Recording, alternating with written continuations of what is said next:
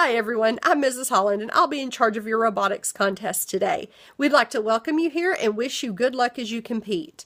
I'd like to begin by reviewing a few basic rules with you. First of all, you'll need a captain for your team. The captain should be wearing a name badge, and they have a couple of very important responsibilities. First of all, the captain is the only one who is allowed to ask questions of the referee at the table. So if anyone in your group has a question, please give that question to the captain and ask them to speak with the referee. The other thing that the captain has to do is to sign off on your score sheet at the end of each match. Captains, remember, if you have any questions about whether your score sheet is correct, ask them before you sign it. Once you sign that score sheet, we cannot change it even if we find out it's incorrect. Don't be afraid to ask the referees questions. They will be more than happy to answer those for you.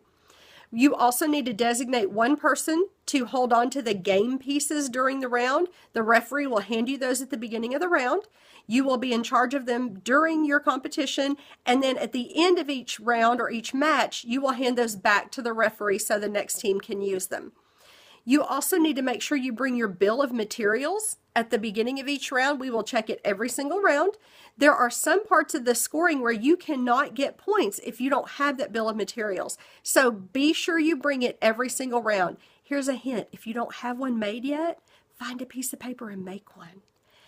Also, as far as scoring goes, the field or the board will be assessed after everything is finished. So we will only look at where pieces are after the game is finished. The only exceptions to that are the touch penalties. We have to score those during the round.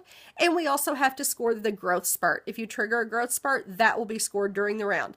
Everything else is scored after the round is over.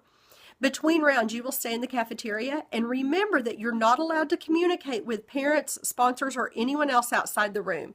If you have an emergency, please let one of the monitors know and they will make arrangements. Also, please do your best to keep the cafeteria nice and clean during the day so you'll be able to leave as soon as you can at the end without having to do a lot of cleanup.